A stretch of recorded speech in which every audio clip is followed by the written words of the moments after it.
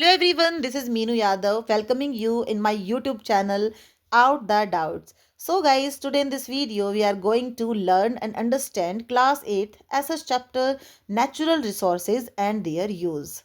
And we can see in the starting of the chapter there are some lines given by Christiana Figueres and Tom Revert Carnegie.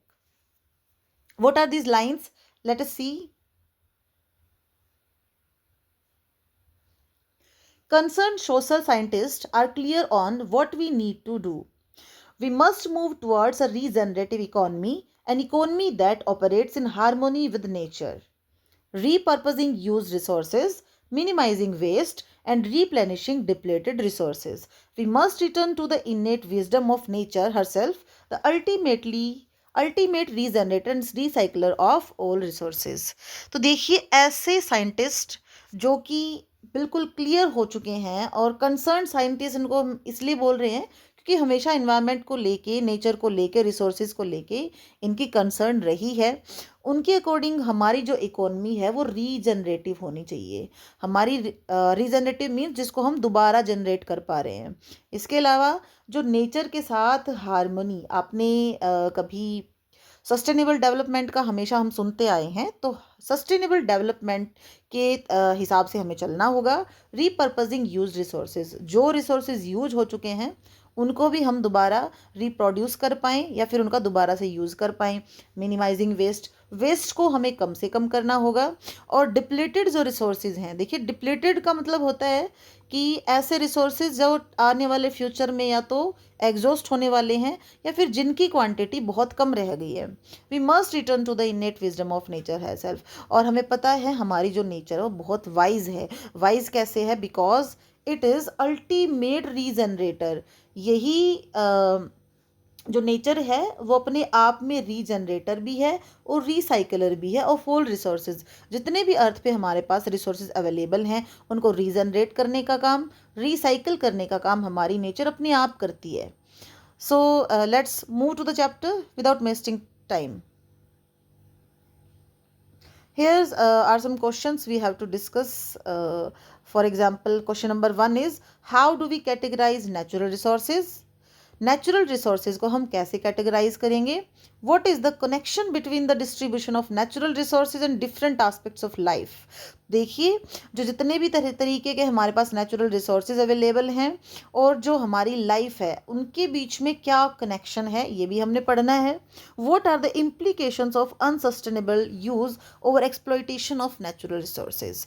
और भाई जितने भी resources हमारे पास available हैं उनकी exploitation को लेके, उनको यूज़ को लेके, उनकी यूटिलाइजेशन को लेके क्या क्या इम्प्लीकेशंस हमारे सामने आती हैं, फिर हमें फेस करनी पड़ती हैं। सबसे पहला जो टॉपिक है हमारे चैप्टर में, that is when does nature become a resource? Nature resource कब बनती है? सबसे पहले तो हमें पता होना चाहिए कि रिसोर्स जो वर्ड है, what is the meaning of resource? तो रिसोर्स अगर मैं कहूँ तो कोई भी ऐसी चीज़, anything that fulfil our needs, कोई भी वो चीज़ जो हमारी नीड्स को फुलफिल करती है, दैट इज़ रिसोर्स फॉर अस। ठीक है, अगर हम चेयर पे बैठे हैं और उस चेयर से हमें आराम मिल रहा है बैठ के, that means that chair is a resource for us. तो एवरीथिंग, हर वो चीज़ जो हमारी नीड को फुलफिल कर रही है, हमारे डिज़ायर को, हमारे वांट्स को फुलफिल कर रही है, उसको हम बोलेंगे रिसोर्स। तो here we see one of the meaning of the word nature is the totality of life and non-life forms that are part of our environment but have not been created by humans. तो देखिए यहाँ पे अगर हम बात करें nature के meaning की, तो नेचर में शामिल होता है सारी non life forms, non life ऐसी चीज़ें जिनके अंदर मतलब जो नॉन लिविंग थिंग्स हैं वो सभी, और जो कि इन्वायरमेंट का पार्ट हैं लेकिन जिनको ह्यूमन ने नहीं बनाया। नेचर हम किसको बोलेंगे? जिसको हमने नहीं बनाया है, जो नेचुरल हैं, अपने आप बनी हुई हैं। When humans use these for their sustenance और create new things from them for consumption, these elements of nature become resource. अब नेचर ने तो हमें बहुत सारी, जो नेचर में तो सारे ही इन्वायरमेंट के अंदर जितनी भी चीज़ें हैं, लिविंग है नॉन लिविंग है सभी शामिल हैं, लेकिन वो रिसोर्स कब बनती है? वो रिसोर्स तब बनती है जब ह्यूमंस उस चीज़ की, उस गुड की पूरी फॉर्म को चेंज कर देता है अपनी कंजप्शन के लिए। Let me give an example for this. मान लीजिए अगर किसी फॉरेस्ट के अंदर लकड़ी है और अगर उस लकड़ी से हम उसको फर्नीचर बना लेते हैं, किसी भी टाइप का कोई भी फर्नीचर, तो उसको जो हमने ट्रांसफॉर्म कर दिया, उसकी जो शेप हमने बदल दी, उस वो हमारे लिए क्या हो गई है? रिसोर्स हो गई है, क्योंकि उस लकड़ी का यूज़ हम लोग कर रहे हैं, उसकी कंजप्शन हम लोग कर रहे हैं और वो हमारे यूज़ में आ रही है। It means it becomes resource now. There are so many example regarding this. तो for example trees are part of environment. Trees क्या है? एनवायरनमेंट का पार्ट है। They exist independently of humans. तो देखिए भाई, ह्यूमंस की कोई उसमें नीड नहीं है, वो अपने आप जो है ग्रो कर जाते हैं अर्थ के ऊपर, तो हमारा तो उसमें कोई इन्वॉल्वमेंट नहीं है। लेकिन when we cut them and convert their wood into furniture, लेकिन जब उनको काट देते हैं और उस लकड़ी से कोई फर्नीचर बना लेते हैं, तो देखिए कैसे वो पेड़ हमारे लिए एक रिसोर्स का काम कर रहा है। तो आई होप आपको ये चीज़ अंडरस्टैंड हुई होगी कि what I am talking about. Often these entities are not easily accessible. For example, there may be petroleum in places deep under the ocean that we do not have the technology to access, or the extraction of cost may be too high, or it may be culturally unacceptable, like cutting trees in sacred groves. So, for an entity to be called a resource, it should be technologically accessible and its exploitation should be economically feasible and culturally acceptable.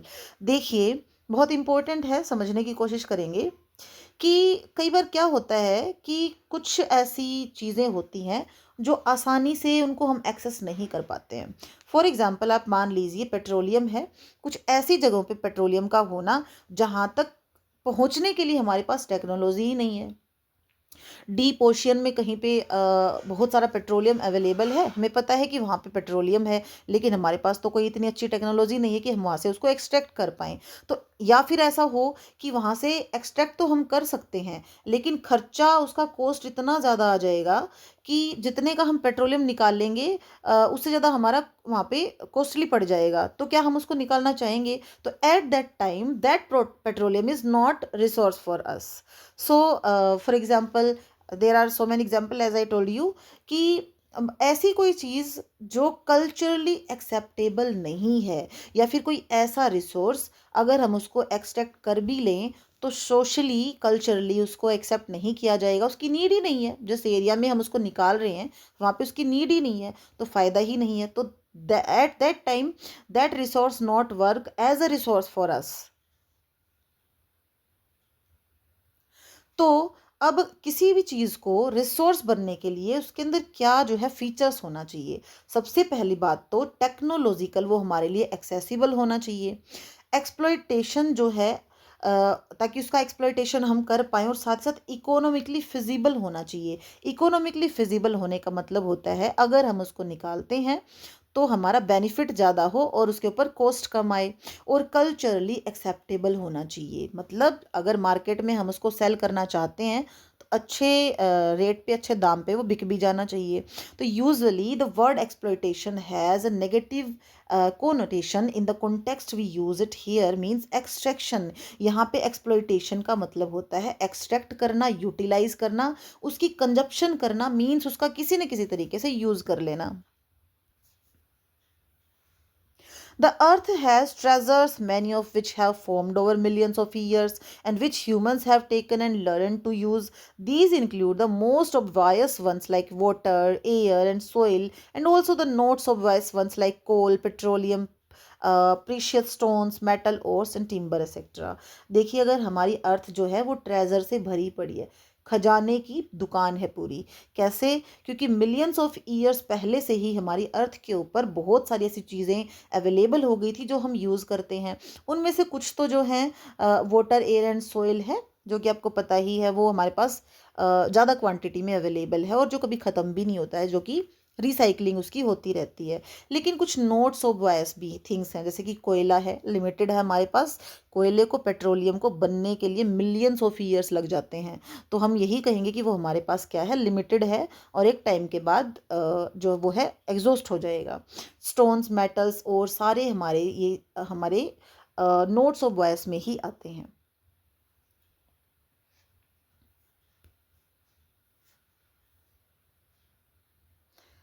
So don't miss out में हमें पढ़ना है, in many indigenous traditions of the world nature is considered sacred. भाई हमारे world के अंदर बहुत सारी ऐसी ट्रेडिशंस और कल्चर मानने वाले लोग हैं जहाँ पे नेचर को बहुत ही पवित्र माना जाता है।